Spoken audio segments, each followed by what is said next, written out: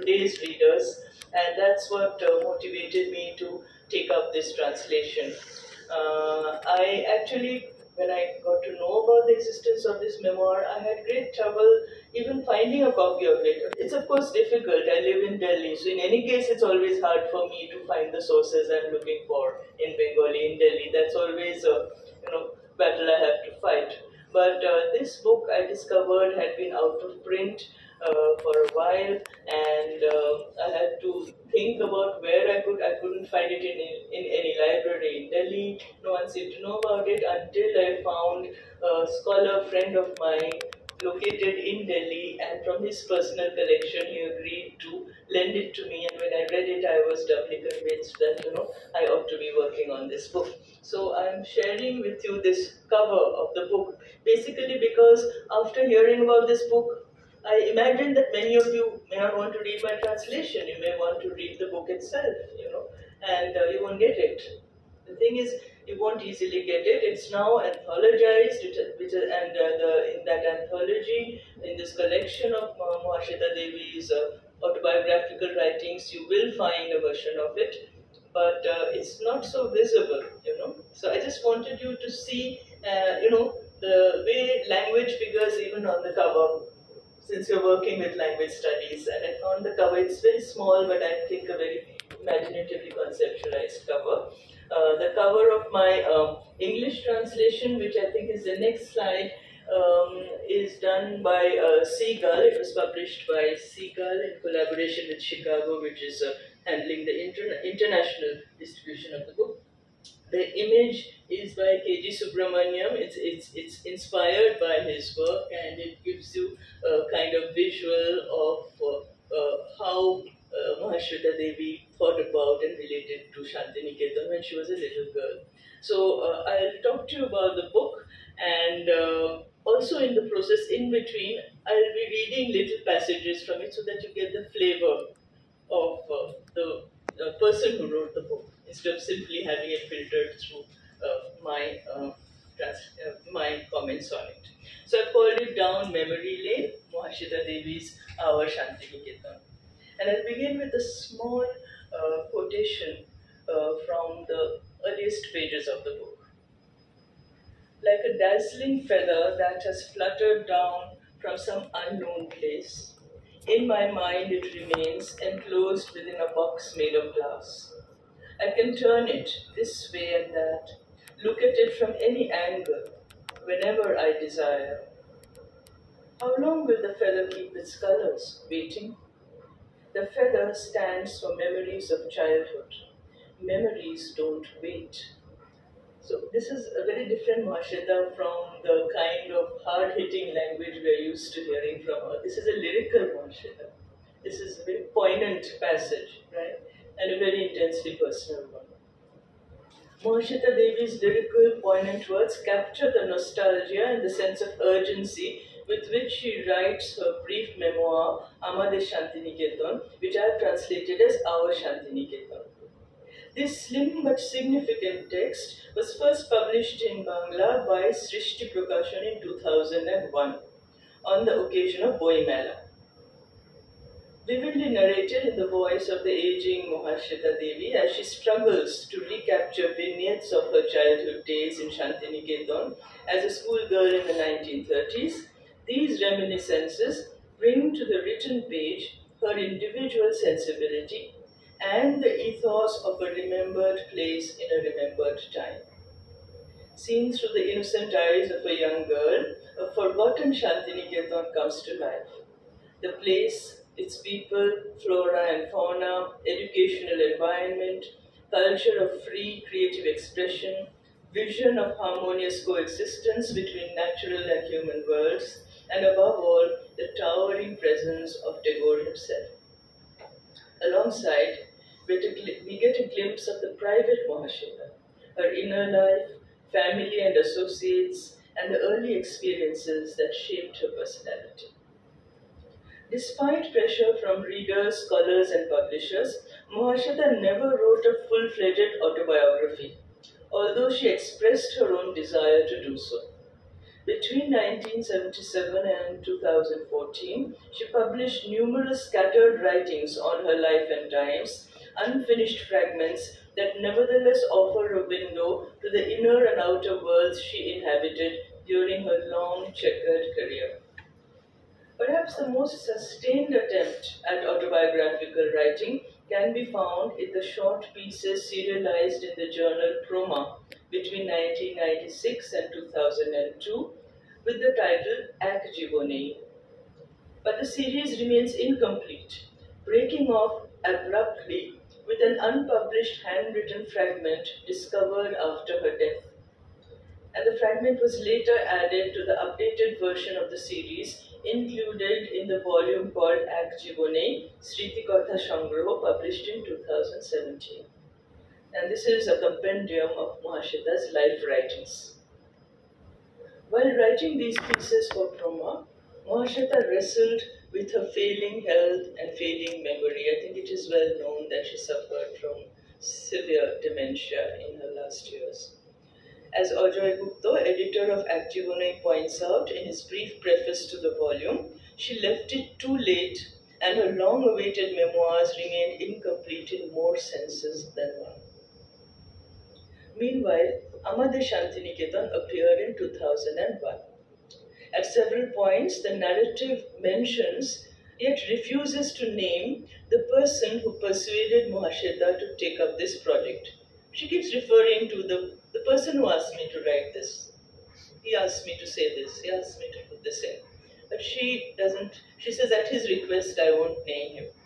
That unnamed person was Alok Chattopadhyay, then the editor of Srishti Prakashan, the publishing house that brought out the book.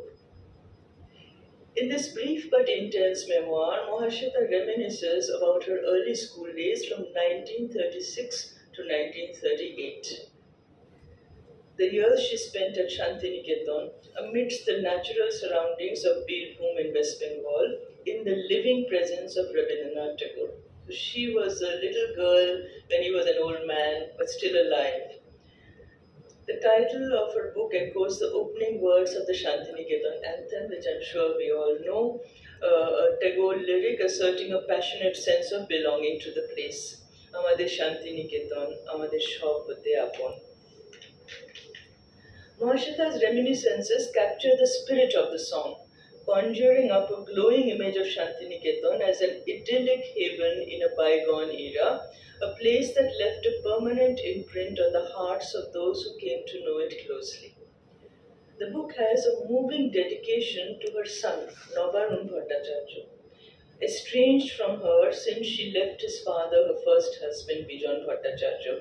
And again, it's well known that she walked out on her marriage when her son was only 13, and that she was full of anguish and never quite got over the guilt and pain of the rupture of her relationship with her son. So in her old age, when she writes a memoir, she writes this dedication: Papa, both of us lost our childhood at the age of 13. Now, turning my back on the West, I am walking backwards towards your childhood. On the way, I gift you the most carefree days of my own childhood. Let my childhood remain in your keeping. So this is the Mahasweta we don't see in her fiction. This is the side she hides, the more tender side that is vulnerable. The text enacts Mahasweta's attempts to traverse the difficult terrain of memory as she encounters her own bouts of amnesia, as well as the temporal and geographical distance that separates the Shantiniketan of the 1930s from Kolkata at the end of the millennium, when she's writing the book. The narrative recaptures retrospectively the young Mahasweta's preschool days, her rage, shock and bitterness against her family for sending her away to boarding school because no one told her. And she's, suddenly sent off, and she's very tiny, and she describes her anger, and she describes how she went off and cried, and she, just didn't want to leave home, and she felt betrayed by everyone for not preparing her for this, departure. Uh, and it also describes her arrival at Shantiniketan, followed by her first impressions, initiation into and ultimate integration with the mode of education and way of life that made the place a world unto itself. The episodic, whimsical account offers us a graphic picture of the topography, landscape, living conditions, educational practices, personal and collective interactions, cultural traditions, and philosophy of the iconic institution created by Rabindranath Tagore. Our Shantiniketan testifies to the formative and lasting influence of Tagore and his visionary educational experiment on Mahasweta Devi. Although her own trajectory as a firebrand writer-activist appears so markedly different from Tagore's own. We don't normally think of Tagore and Mahasweta as similar, and yet she says that whatever I became, it all started from there. And she traces everything back to Tagore's influence. And I'm quoting from her. Discerning people can see the influence, Mahasweta insists.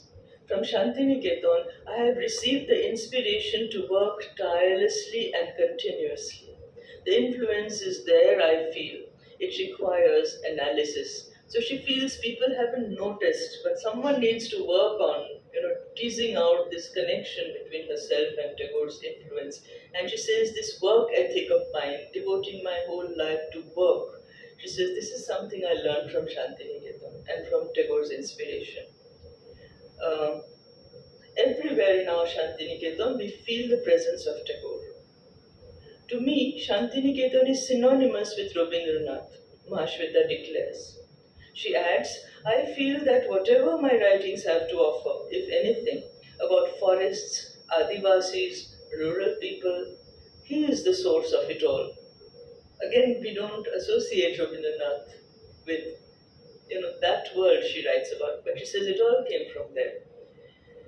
In brief, witty anecdotes, Mahasweta describes Tagore's way with children and the informal interaction she and her companions enjoyed with him as a child. She talks about how they used to just walk into his den or wherever, and he would give them sweets, or they would kind of demand autographs, and he was very free with he was very happy in children's company, and they felt very comfortable with him, and they had complete freedom of access. She says, I had complained to Rabindranath, don't write so much, I can't read all that stuff. Those were our childhood days after all. She says, we were small, so we got away with it, and we were the ones who could actually go to him and say, what's all this you're writing? It's too much for everybody.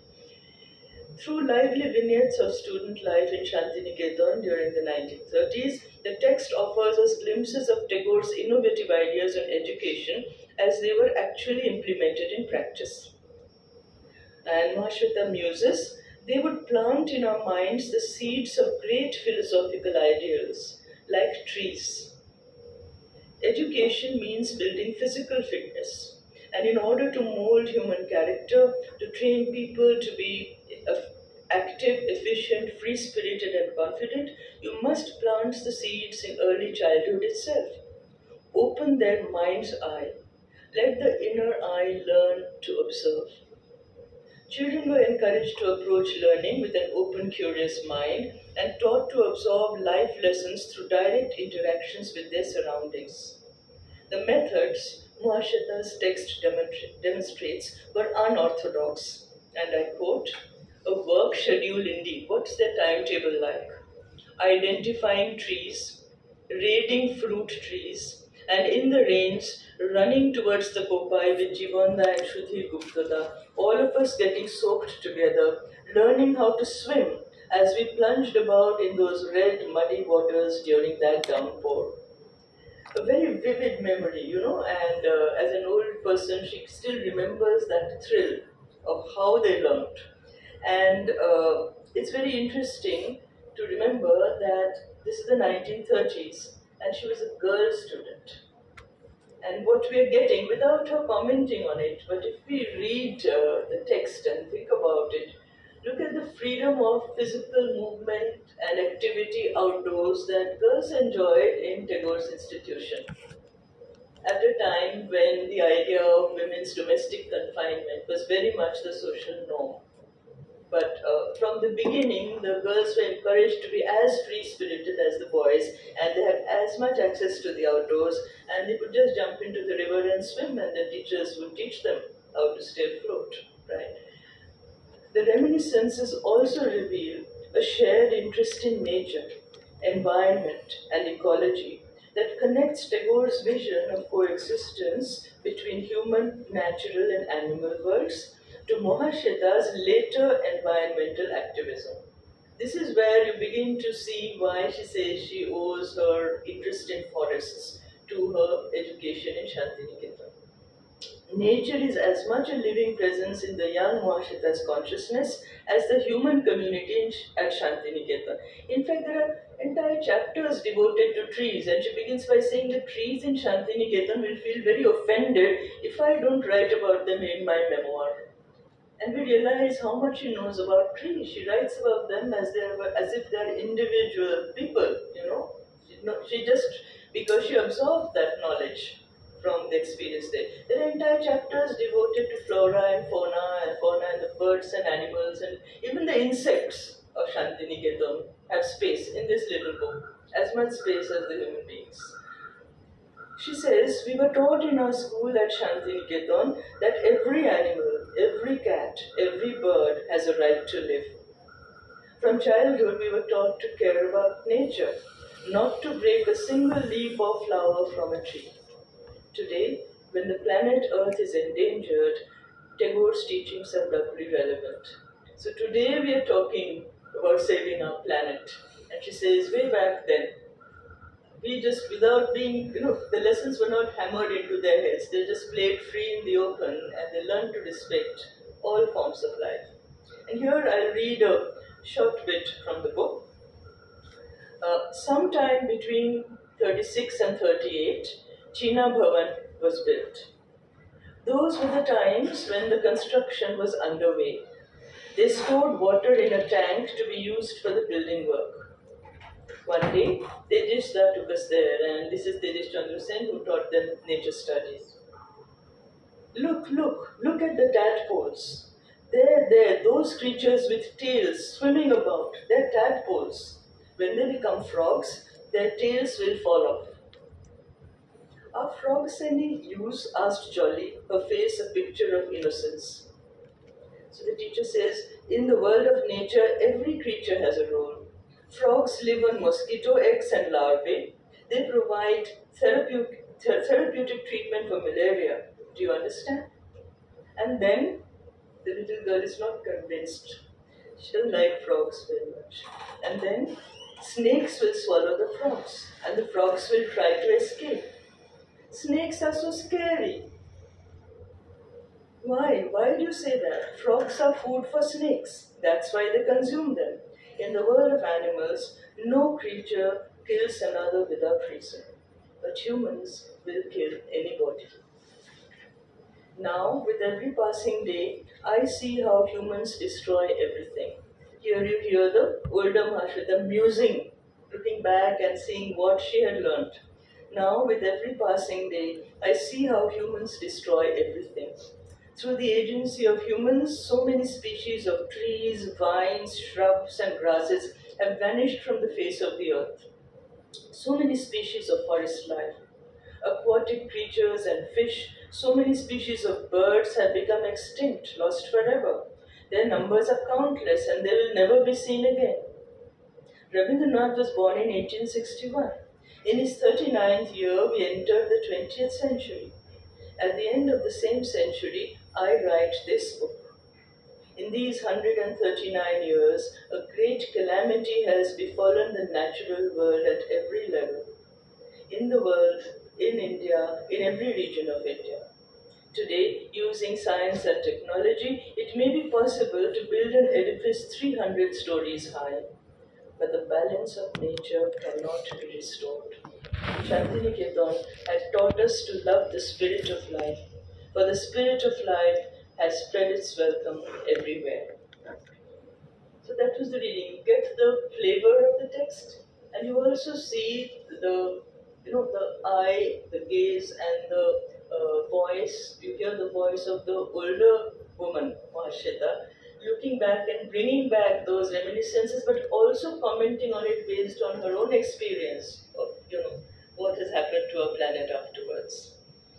So she's also interpreting the past for us, in a sense, as memoirs tend to do. MAHASWETA speaks eloquently of the formative influence of Shantiniketan on her worldview and work ethic. Forests, trees, creatures of the world, and I'm quoting, at the root of my profound love for all these lies the Shantiniketan of my childhood. And the training to continue one's work in the face of 100 obstacles, that too has its roots in Shantiniketan. Shantiniketan's special gift to her, she claims, is the awakening of her social conscience. She says, had I not lived in Shantiniketan during those times, my ear would not have become attuned to hearing the unspoken utterances of mute humanity. I would not have been molded into the kind of person I am. Unquote. She writes vividly of their interactions with the Shantal community, visits to the local mela, the Baul songs performed there. She also speaks of Rabindranath's emphasis on rural reconstruction. She brings the Shantiniketan festivals to life, pointing out that every festival offered homage to the seasons following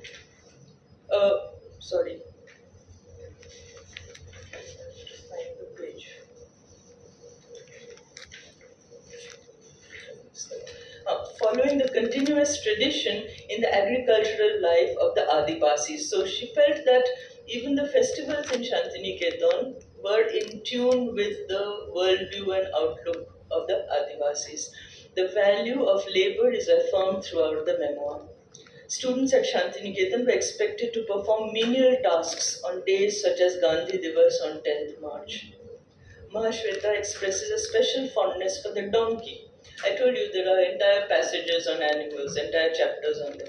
She says, not for swans or peacocks, but for donkeys I have long harbored a profound tenderness.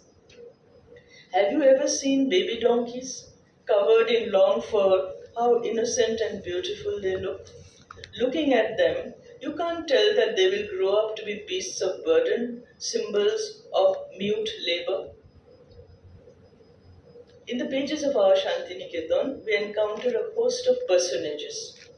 Rabindranath's children, Rothindranath and Meera, his daughter-in-law Pratima Devi, and many others in the Tagore circle, including Nandalal Bose, Ramkinkar Baij, Rani Chando, Amya Chakravarty, and Tedish Chandra Sen. Alongside these luminaries, the workers of Shantiniketan also come vividly to life. Carlo and his shop, Bhola, Hori and Prabhakar, the kitchen army, Shudhadi, Nolinidhi and Haranidhi, the women caregivers at the girls' hostel, and Jayadev, the man with the burned scar on his face. And I quote, Jayadev squatting in his deserted shop, kettle on the boil. In front of him a sleeping dog, its tail curled up. I found this image as soon as I searched for it. There's a picture gallery in my mind. So she tells the story as if there's an album and she's going through it and all these memories come alive. But it's very interesting that the people who offered the services in Shantiniketan are as real to her as all those famous names. So her picture gallery has equal space for the workers at Shantiniketan alongside Tagore and his luminary associates. The intimacy of a small community is evoked through anecdotes about the hostel and kitchen staff, teacher-student relationships, and escapades with friends and fellow students. In the 2003 interview with Anindya Shohrab, MAHASWETA insists that those days of a close-knit community and the sense of belonging that Shantiniketan inspired are gone. She says the Shantiniketan that you all know is not the place it used to be. Our Shantiniketan was a small place. Our Shantiniketan also bears witness to cultural history in the making.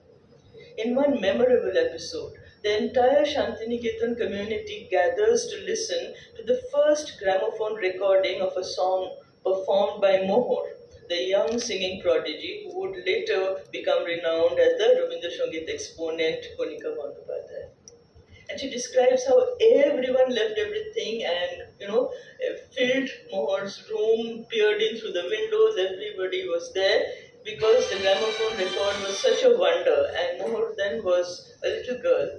The text captures the magic of that remembered moment through the child Mahasweta's wide-eyed wonder at this new marvel. But in narrating a collective experience, it also reflects the innocence and simplicity of an entire society at the threshold of a technological revolution. Nostalgia for the simple dignity of a bygone era goes hand in hand with implicit social critique and reflections on the present. Mahasweta bemoans, for instance, the failure of modern India to live up to Tagore's ideals. She says, Rabindranath's major legacy lies in his thoughts on child education. Rabindranath transformed these ideas into reality. Yet, 59 years after independence, Bengalis have not understood the meaning of education even now. Sadly, Mahasweta reflects, and I'm quoting, Shantiniketan has grown up. That is inevitable with the passage of time. I feel that Vishwabharati could have been developed into a university with a different character.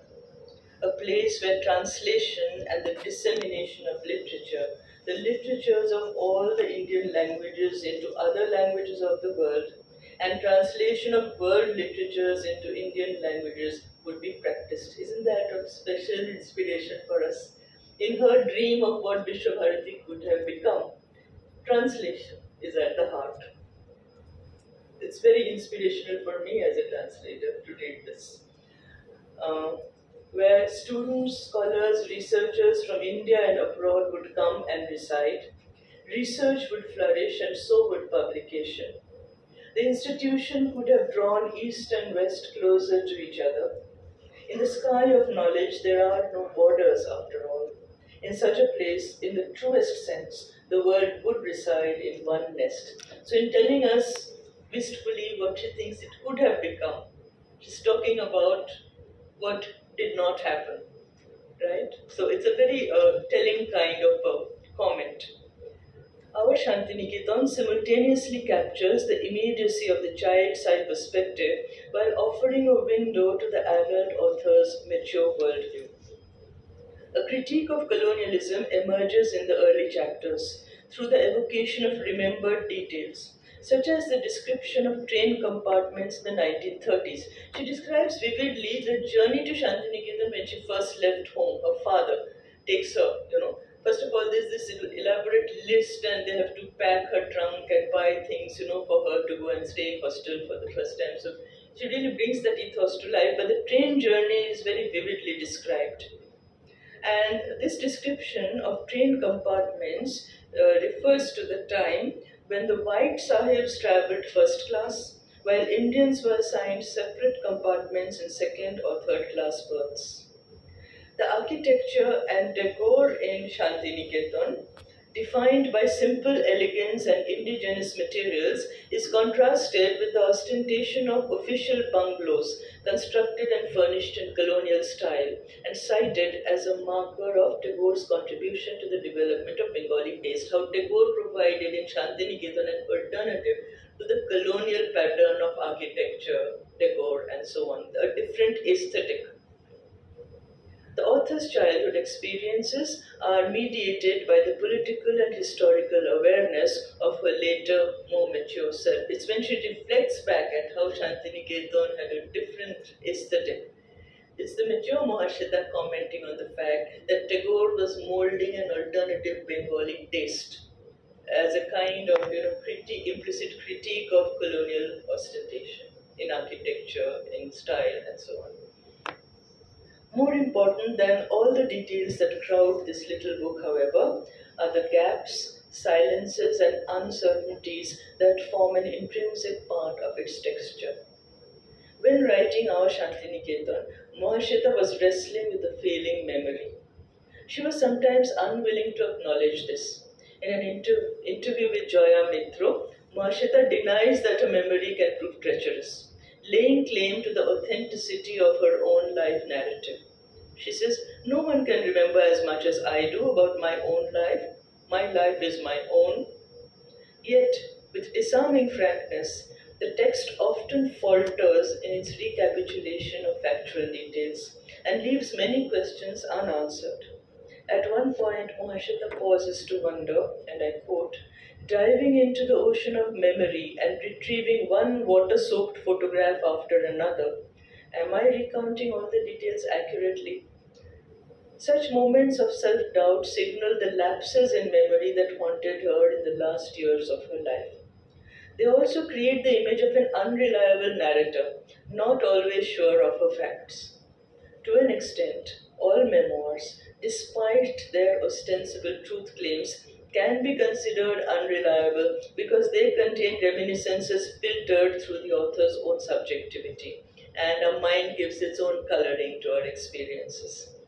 In Mahasweta's reminiscences, though, the narrative sometimes openly abandons its claim to accuracy, acknowledging frequent failures of memory. So, time and again, halfway through a sentence, she breaks off and says, there was this person, what was the name? Was it this? Was it that? I can't remember, Or did we sing this song or that song? Maybe it was the other song. So, the text kind of iterates this struggle with a failing memory. With its patchwork effect, selective use of facts, and its fragmentary, whimsical mode of narration punctuated with digressions and asides, a text cannot be labeled an autobiography in the traditional sense.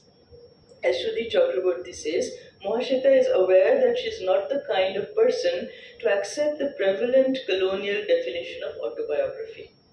As a creative writer of fiction and a talented writer of prose, she has in her own independent way invented a new narrative model, adding ingredients of affect and color to her mode of expression. In this unorthodox model, we discover a fascinating, if disconcerting mix of fact and myth-making, sharp recall and bewildered forgetting, fragments of an individual life interwoven with multiple other lives, and a rooted, localized narrative that expresses broad, universal concerns. Mahasweta Devi's hybrid text draws us in with what it tells, yet baffles us with what it withholds or reinvents, teasing us with its silences, uncertainties, and incompleteness. Vividly present to our imagination, yet beyond the reach of our present-day reality. A remembered Shantiniketan hovers in the pages of the book, just like the dazzling but elusive feather locked up inside the treasure box of Mahasweta's memory. And at the end of this talk, I'll just read a little bit and stop.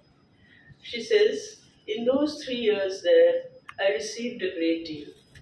It was the mission of the Shantiniketan of those days to open 1,000 eyes and doors in the mind right from one's infancy. The place imparted to us the lesson that, just as in the realm of nature there is no repose or idleness, so our own endeavors must ever continue. In the heart of our labor, the stream of bliss would flow. We took that lesson to heart. A great deal we learned indeed. In work resides freedom. In diligence lies bliss. These lessons too one learned in infancy. Let your work be inspired by your commitment, your own sense of responsibility. When I think of that period, it seems that the Patu Bhavan of those days did not harbor the expectation that youngsters would grow up to become shining stars.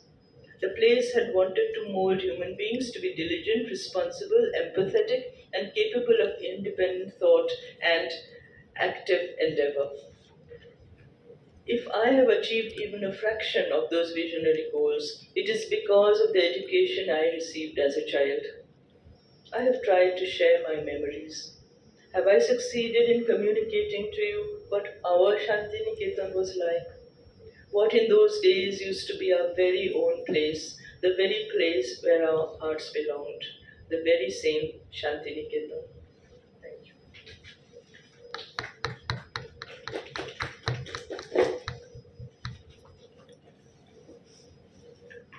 Thank you so much for the presentation, Professor Chakravarty. We can open it up for some questions.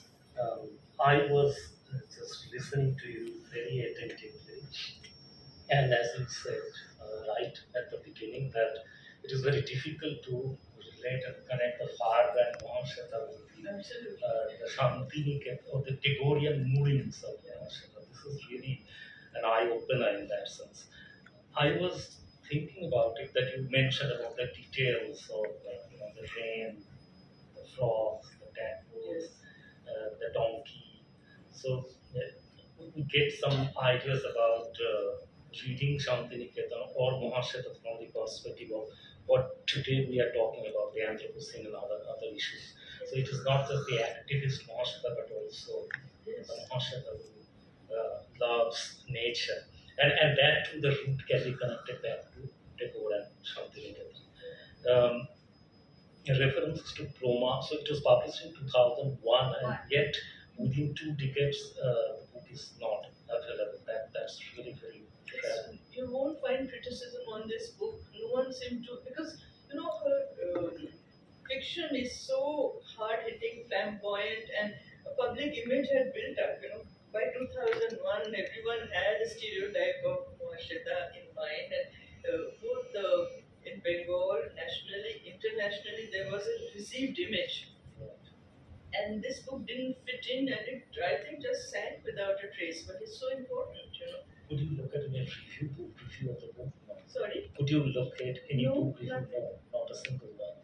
Okay, and in that case, since we are doing archives, you can think about digitize the Bengali book as well, because it is not. Yes, if you can obtain the permissions, I think that would be a wonderful idea. The book is now anthologized, but when I was doing the translation and looking for the Bangla book, it was not available. But subsequently, DEV'S has brought out this volume called Activoni, which is a compilation of her autobiographical writings, and the text is available there. But it's tucked away in that, and again, no one has noticed it ever since it has been published and made available. So it deserves attention, according to me, because it resituates her in literary history also. Absolutely. Apart from regarding her as an individual and it provides a different perspective on Mahasweta. It does indeed. I also feel, I didn't say this in my lecture, that this book can be seen as part of a whole evolving archive of recent writings on Shantiniketan, because last year, 22, when I translated this work, simultaneously another memoir was translated. This was a memoir written in Hindi by the famous Hindi writer Shivani, and she too was in Shantiniketan, and she named her memoir Amade Shantiniketan after the anthem, although it's written in Hindi. She didn't translate the title. So 2 memoirs in Bangla and in Hindi, both called Amade Shantiniketan, both got translated in 2022. And Shivani's daughter, Ida Pandey, translated hers. So this book can be read in relation to that, which I have done for a recent article, which has just been published in a volume jointly brought out by the Tagore Center in London and Vishwabharati. Even I haven't got my own copy of it yet because it's come out abroad. But there I put these 2 translations side by side, talked about both of them to discuss the legacy of Rabindranath Tagore and how it lived on not only through these 2 memoirs by 2 eminent women writers, and I was just commenting on how women had so much intellectual and physical freedom in Shantiniketan, but also that both continue to live on through translation. So the role of translation in giving an afterlife to these forgotten texts and thereby shedding again new light on Tagore's continued legacy. I think, I've talked about these things there. Absolutely. And there is further connections to be made with, say, recent works on Shantiniketan by Uma Dasgupta, who's talked about the history of Sriniketan, and Mahasweta is talking about similar things from a childlike perspective, how her social vision was shaped by that kind of interaction, Uma Dasgupta. And then we have Shanti Ganguly's history of Shantiniketan. History of the university. The history of the university, Vishwabharati. Nevertheless, it's part of the same discourse, the same discursive field. So it's possible to study this text in relation to those things. So Mahasweta studies, Tego studies, environmental studies, or this kind of evolving histories of Shantiniketan. There are various frames or windows through which this book can be. Shantiniketan through different eyes over Sorry? the years. Shantiniketan through different Through eyes different over eyes. the years. Yeah, That's yeah, the idea. absolutely. Right. And the memoir is an alternative form through which it is emerging, So that's different from official forms of documentation. And I think the way you narrate it and the kind of details and the effective involvement that Mahasweta reflected, I think that the Signifa Amate is not an accident in that. Not at all. Two writers memorizing Shantiniketan and using the term Amate. Yes, each one didn't know about the other, Yes. but that's what they carried in their heart. The effective And that attachment. anthem brought it alive for them because they sang it. Right, absolutely. Okay, so we can have a couple of questions. Krishna Banglate hতে পারে, so feel free. You can have questions শুনলে তোমরা প্রত্যেকে যদি কারো প্রশ্ন থাকে।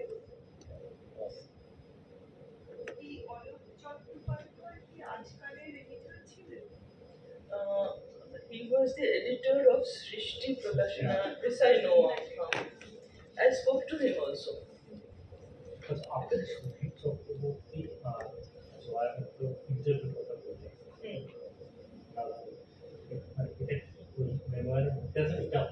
আমার নিজের রিসার্চ এগুলো I've put in various things which কারণ মহাশ্বেতার উপর I have also been researching.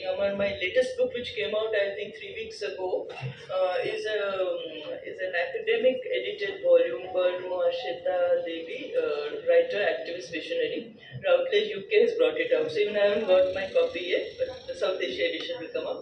Edited volume আছে তো সেটার জন্য I did a lot of research and a lot of people have written and তাতে memoirs of Mahasweta আছে মানে not only something from here but other people remembering Mahasweta who were closely associated with her from different মানে ওর মধ্যে for this book I read a lot of criticism, interviews, went through a lot of biographical material to work. So that work went parallel with this actually. That's where it's coming from.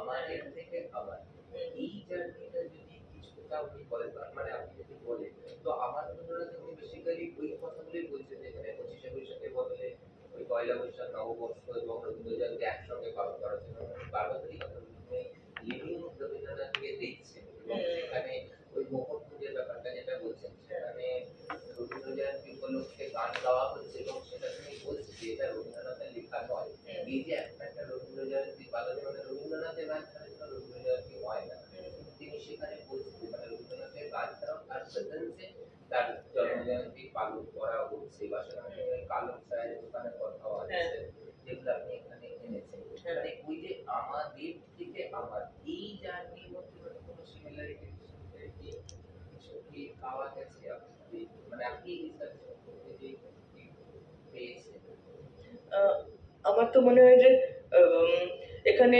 পার্সোনালের সাথে কালেকটিভের যে ইন্টারফেসটা সেটা এখানেও পাওয়া যাচ্ছে কারণ কিছুটা some of it is collective experience, a collective legacy তো তার মধ্যে থেকে উনি পার্সোনালি কি শিখেছেন বা কি পেয়েছেন ওনার কি প্রাপ্তি সেটা কিন্তু is intensely personal because her individual trajectory as a writer, activist and social sensibility যেটা বলছেন বা awareness of nature, not everyone after all became a Mahasweta Devi after studying in Shantiniketan.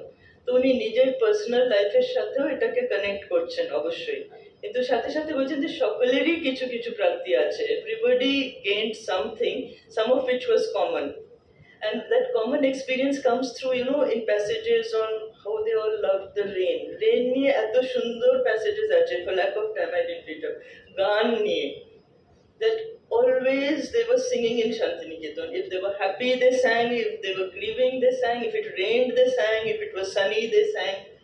সারা সকাল ভোরবেলা উঠে গান হচ্ছে, first thing they go out and they sing, and she said that when we left Shantiniketan we carried the song in our hearts, you know, and these are collective experiences.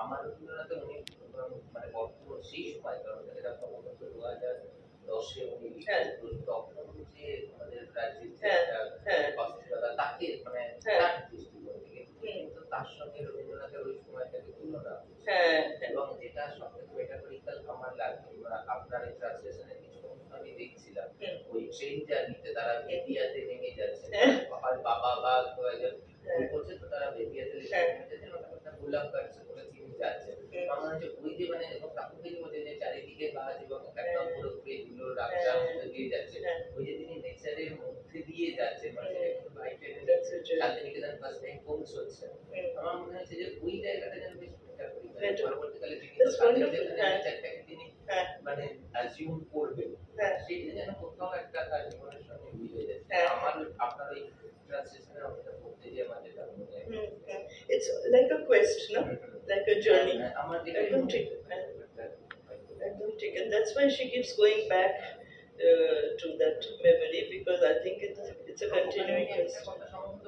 যে আমার এত বছর বয়সে সে আরেকগুলো ভক্তি মনে রাখার কথা নয়, যেটা বাবার ভুল ছিল কোনো লিটল তার ভুল ছিল, বাট থিংস যে তার এই কথাগুলো মনে আছে যে খুব একটা হয়তো সেরকম মেমোরেবল না, কিন্তু তার কাছে মনে হচ্ছে যে না এই একটা সিঙ্গল ফিলিং আমি শান্তিনিকেতনে মানে গ্রোন আপটা It's not a simple text. It's written in a very artless, simple style. মানে আপনার এই পুরোটা আমার পড়া হয়। Very nice to know. Very wonderful book. Thank you.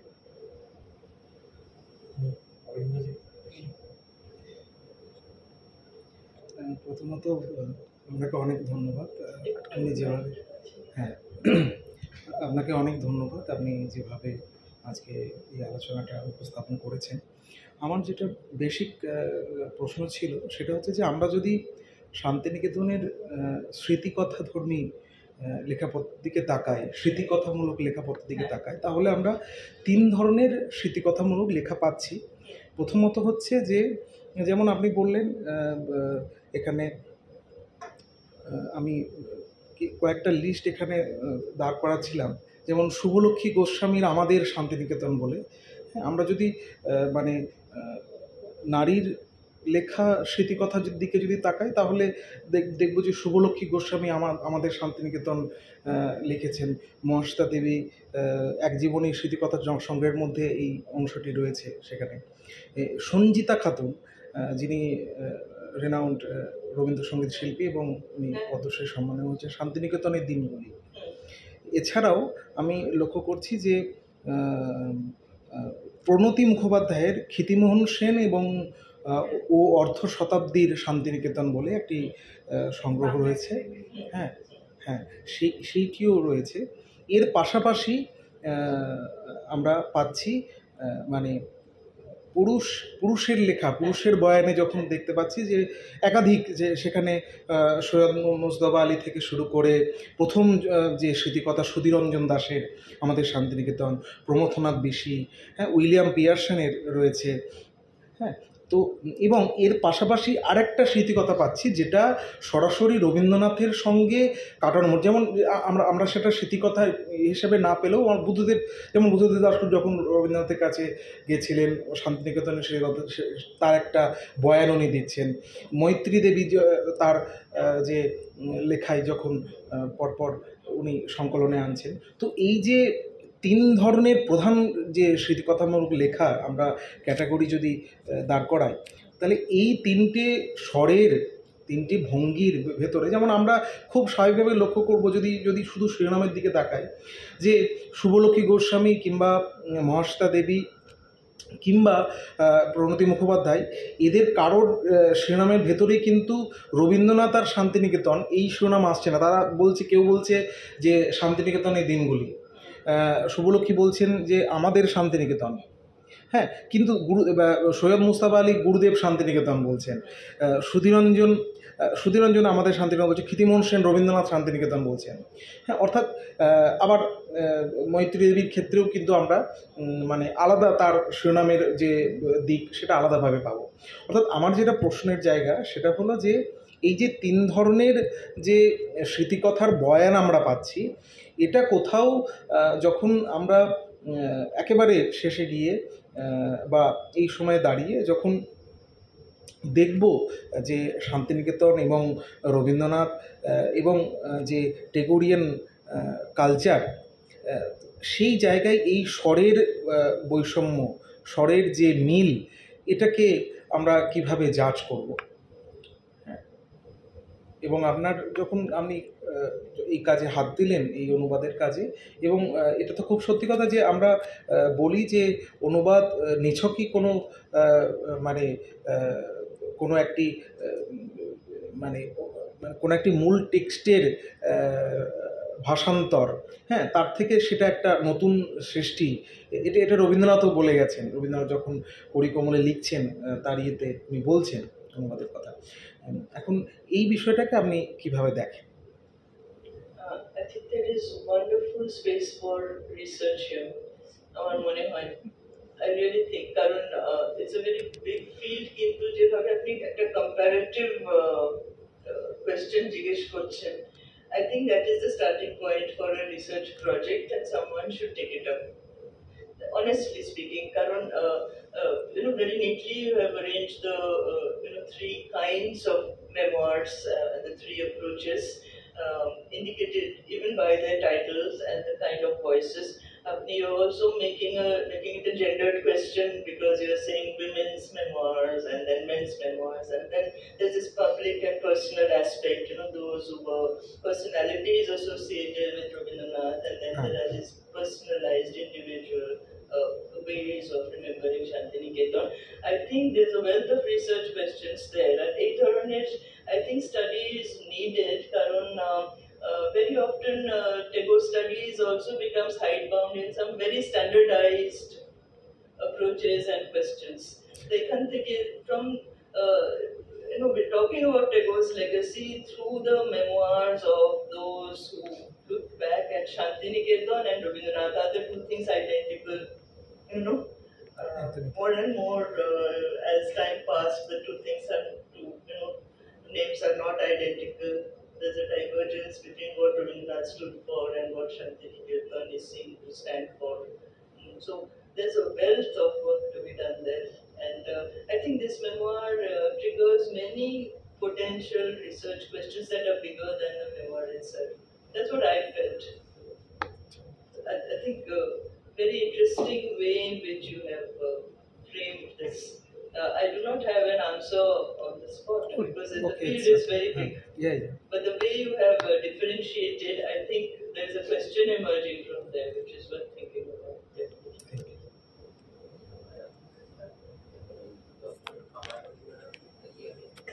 আমার রবীন্দ্রনাথ পড়তে গিয়ে আমি দেখলাম যে ওখানে মহাশ্বেতা দেবী বলছে যে মর্নিং অ্যাসেম্বলিতে, নববর্ষের মর্নিং অ্যাসেম্বলিতে এই গানটা মাস্ট ছিল, যেটা ওই আমাদের শান্তিনিকেতন সবার হতে আপন, যেটা রবীন্দ্রনাথ নিজেই লিখেছেন।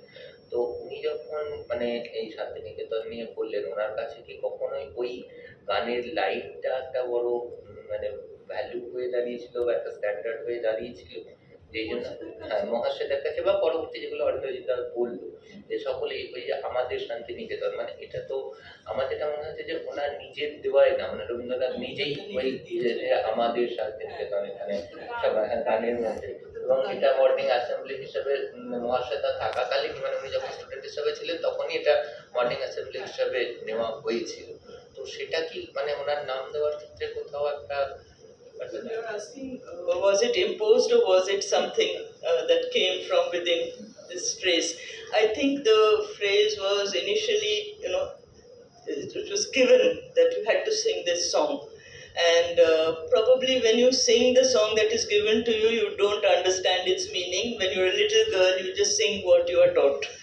And probably after leaving the place, I think different people got filled with memories or evocative kinds of nostalgia, where when they tried to find a language for that nostalgia, probably this song proved very convenient way of saying, not Amar but Amader, but somehow it became a personal way, and so it probably meant different things to different people after they left the place. If you can still say Amader years after you have left a place, then I think the song begins to mean something, which I'm sure it didn't mean to all those little girls who were told, now get up in the morning and sing this song. I'm sure it didn't. Then you learn the tune and you sing with everyone because you have to. I think that's what happens, when something is gone, then you revalue it, and then the words become your own and you imbue them with your own meaning. That's what I think. একদমই তাই। একটি প্রশ্ন নয়, আমি এমনি বলি।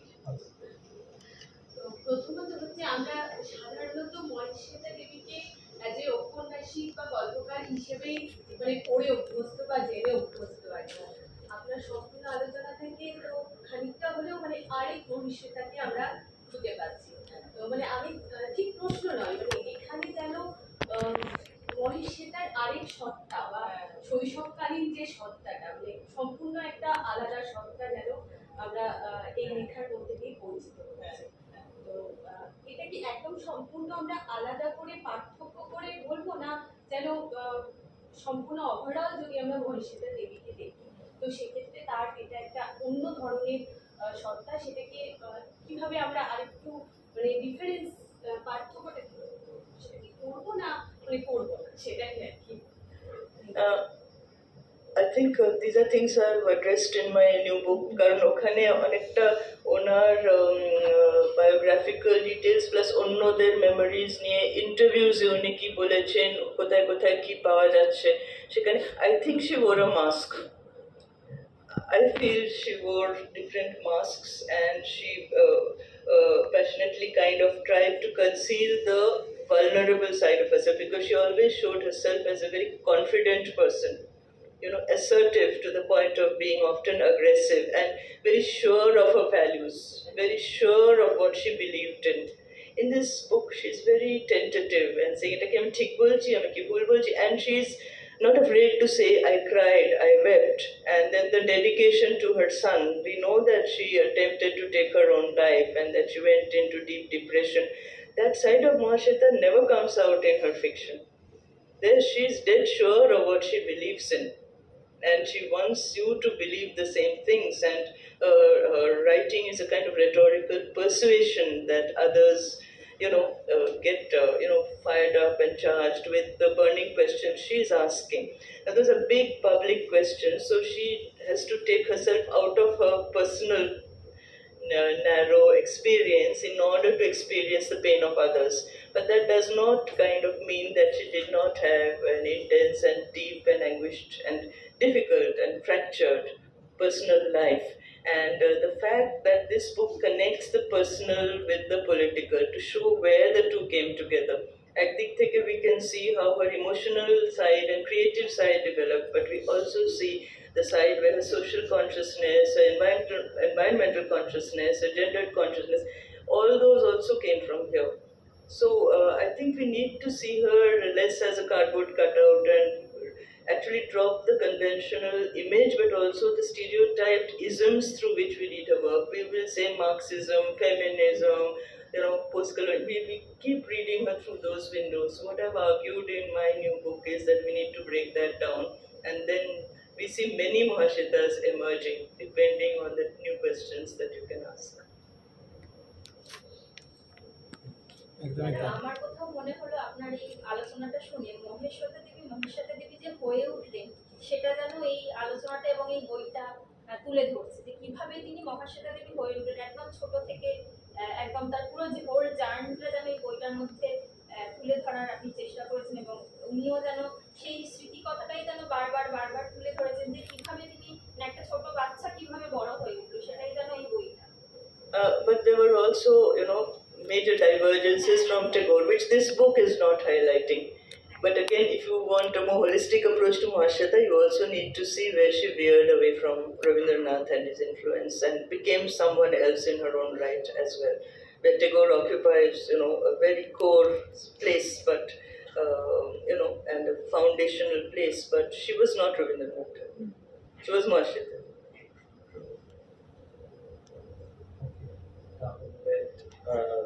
প্রশ্ন যদি সব ইয়ে থাকে তাহলে আমরা এখন একটা কনক্লুশনের দিকে যাব। আমার পুরোটা শুনতে শুনতে মনে হচ্ছিল যে যে প্রশ্নটি উঠে আসছে, এবং রাধাতি বলতে গিয়েও বলেছেন যে মহাশ্বেতাকে আমরা এখানে পাচ্ছি সেটা ঠিক ওই স্টিরিওটাইপ মহাশ্বেতার সাথে we can't match it with that. I worked on a book on novel, and I read the 2-volume interviews of novel, and they're the same subject of this separation from the mother, early age, figured in that interview.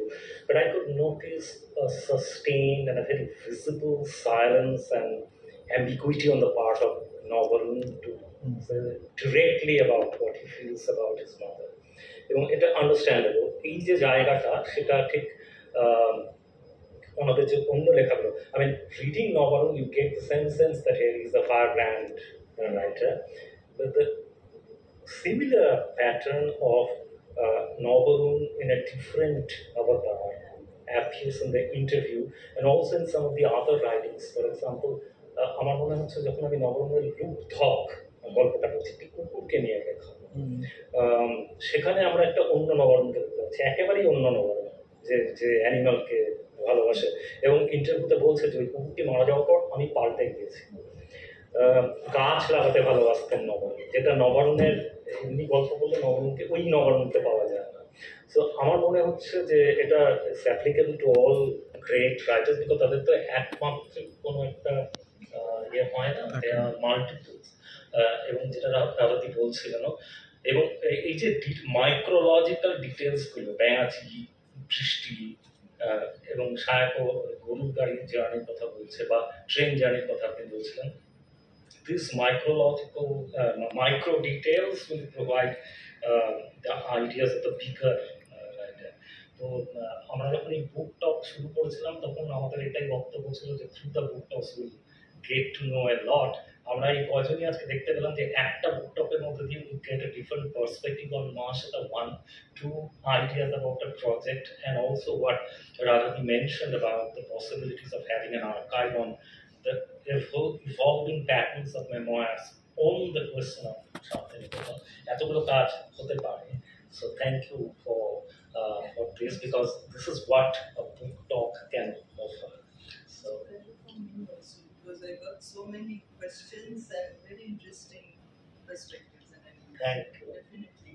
And in this new book of mine, in the section called Personal Glimpses, we have carried a translation of a short piece by Navarun called Amar Ma. Yes, I saw that, Amar Ma, and in the interviews also he has talked a lot about his father as well, compared, but then again I could see that when he's speaking so eulogistically about his father, when it comes to his mother, he speaks very well, but then there is a visible silence in that, which is expressing his respect for the mother, but at the same time not openly coming out with, like, feel the trauma, but then yes, it's a struggle. Okay, so thank you so much, and we hope that the conversation will continue, which begins today. We'll be in touch with you about the possibilities of these projects and other translations. Thank you. Thank you. And